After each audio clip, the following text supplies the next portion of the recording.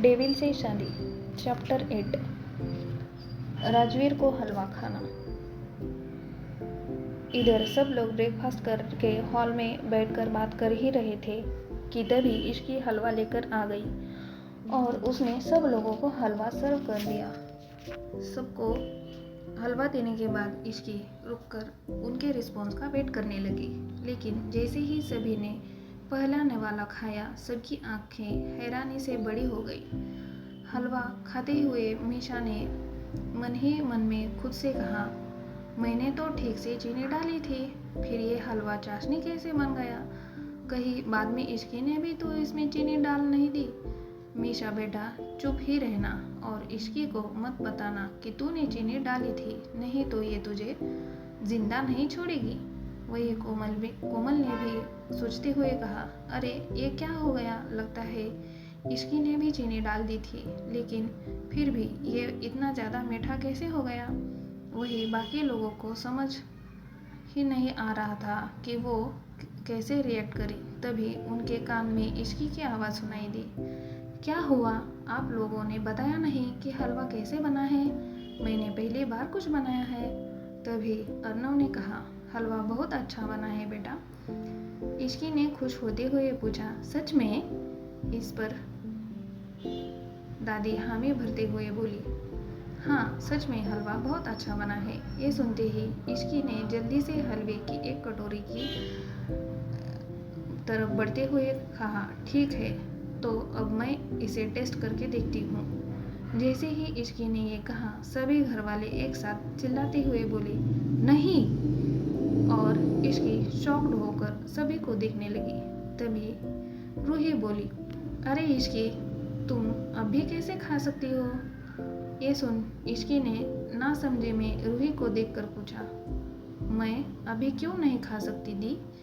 तो रूही बात को घुमाते हुए बोली, अरे तुम्हारी पहली रसोई थी ना, घर के बाकी सब लोगों ने खा लिया, लेकिन भाई तो बच गए हैं ना, तुम पहले जाकर भाई को खिलाओ। ये सुनते ही इश्की बोली, मैं क्यों जाऊँ उन्हें देने? रूही ने तुरंत जवाब देते हुए कुछ कहा, क्योंकि तुम वाइफ हो अब उनकी। फिर रूही ने दादी की तरफ देखकर उनसे पूछा, क्यों दादी, मैं ठीक कह रही हूँ ना? दादी ने हामी भरते हुए कहा, हाँ इश्की, रूही बिल्कुल ठीक कह रही है, तुम जाओ और राजवीर को भी एक खाने के लिए दे दो। तभी मीशा कंफ्यूज सी होकर बोली, पर दादी इश्की भाई को ये हलवा कैसे दे सकती है? दादी मीशा का सवाल सुनकर उसे डांटते हुए बोली, तो चुप कर, अब ये हलवा कैसा बना है ये उसे राजवीर ही बताएगा। तभी इश्की बोली, नहीं दादी, मैं नहीं जाऊंगी उन्हें देने, आप किसी भी मेड की तरफ से उन्हें भेज दीजिए। तो दादी ने कहा, ये हलवा तुमने बनाया है ना, तो मेड को क्यों भेजो, तो खुद जाकर देकर आ। तभी इश्की कोमल की तरफ आस भरी नजरों से देखने लगी, लेकिन कोमल ने भी कुछ नहीं कहा। आखिरकार इश्की राजवीर के लिए हलवा लेकर चली गई। इश्की के वहाँ से जाते ही कोमल दादी से बोली, माँ ये क्या किया आपने? आपको पता है ना वो हलवा कितना मीठा था और आपने उसे राजवीर को खिलाने के लिए भेज दिया है। अगर इस बात पर राजवीर को गुस्सा आ गया तो उसने इश्की को कुछ कहा दिया तो कितना बुरा लगेगा उसे। दादी कोमल को समझाते हुए बोली, अरे तू डर मत, राजवीर कुछ नहीं कहेगा इश्की को, मुझे पता है वो इश्की को पसंद करता है, उसने ऐसे ही इश्की से शादी नहीं की है। वही मीशा रूही के पास जाकर गुस्सा करते हुए बोली, दादी ऐसा क्यों किया आपने? मेरी बेचारी दोस्त को डेविल के पास भेज दिया।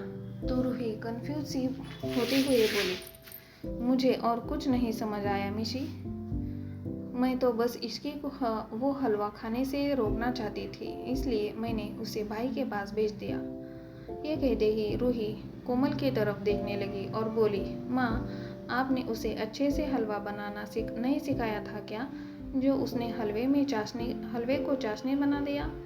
तो कोमल बोले, इसमें उसकी कोई गलती नहीं है, बल्कि उसने तो मुझसे कहा था कि वो चीनी डालना भूल गई है, इसलिए मैंने उसमें चीनी डाल दी थी, लेकिन इश्की को बताना भूल गई थी। लगता है उसने भी बाद में आकर और चीनी डाल दी।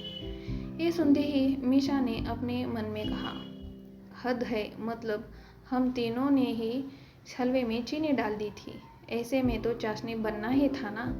तभी दादी बोली, चलो कोई बात नहीं, मीठे की रस्म और थोड़ी ज़्यादा मीठी हो गई। ये सुनकर सभी लोग हंसने लगे और फिर दादी आगे बोली, चल कोमल, मेरे कमरे में नई बहू ने पहली बार कुछ बनाया है तो उसने शगुन देना तो बनता है। चलकर देखते हैं उसे क्या देना है। कोमल ने मुस्कुराते हुए कहा, ठीक है माँ। फिर दोनों वहाँ से चले गए।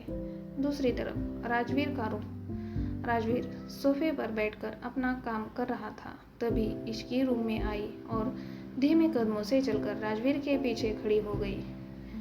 राजवीर को पता चल गया था कि उसके पीछे इश्की खड़ी है, इसलिए वो बिना पीछे पलटे ही बोला, तो हो गई तुम्हारी रसोई की रस्म।